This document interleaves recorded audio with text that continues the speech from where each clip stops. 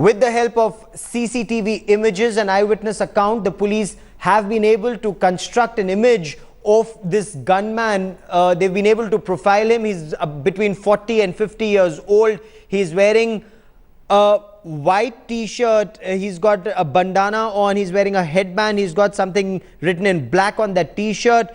Joining me now from Brisbane is Ashutosh Mishra, who's a scholar on policing and internal security matters. Ashutosh Mishra, what more can you tell us about the information that the police has been able to collate about this lone gunman?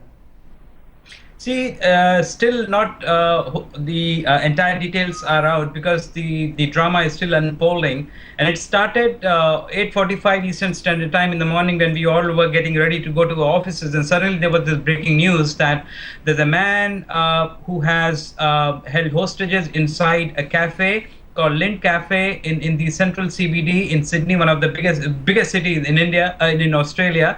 And he had held hostages over there. He had shut the doors of the cafe from inside, and he had put in a flag which is known to be the Shahada flag, and he had also asked the hostages to come near the window, facing the window with their hands up. A couple of them were holding the flag, and it seemed that it was an act by a person who wanted to convey the message that he was fighting for a religious or maybe a political cause. So this is how we unfolded in the morning. But as the drama has progressed, not much has come out from the scene because he is still inside, and initially we thought there were like 20 hostages inside, but it later on turned out that there were not more than 12 or 13, which included the staff and the customers. And just in the last 1 hour, we have also seen that 5 hostages have been able to escape. Yes. Now it is not clear whether they were able to escape or whether they have been released by the hostage taker. So it is not known at this point of time, the circumstances in which they were able to come out of the cafe. The police has surrounded the cafe. They are trying to negotiate. They have been negotiating with him for the last 6-7 hours, I assume. And so not much is beyond that. Okay, about this now person. there was another incident that had taken place.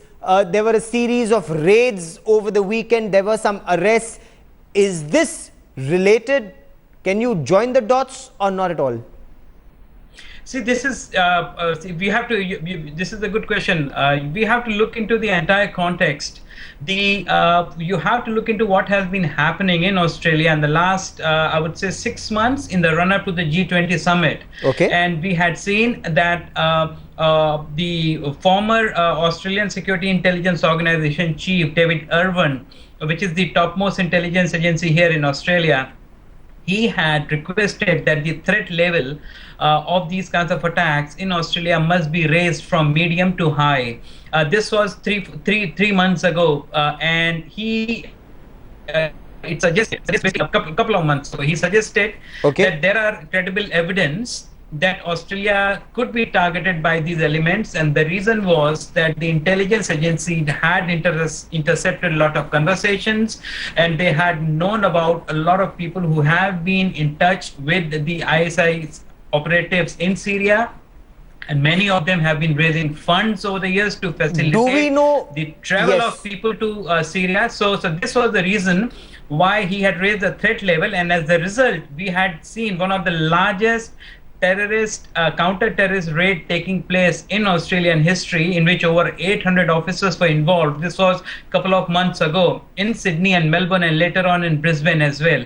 So this was all based on the intelligence that there are people who are very much in contact with these elements within the ISIS and other jihadi groups in the Middle East, and some of them have come back after fighting with the radicalized ideas. So you cannot say that he is one of those person who has come back after fighting from there, or he is simply a lone wolf kind of an operator. Mr. Mishra, do we know the other incident that has taken place in Sydney? Today, we are told in another part of Sydney, there was another incident. Are these two incidents related? And do we know anything about the background of this person with a weapon inside that cafe?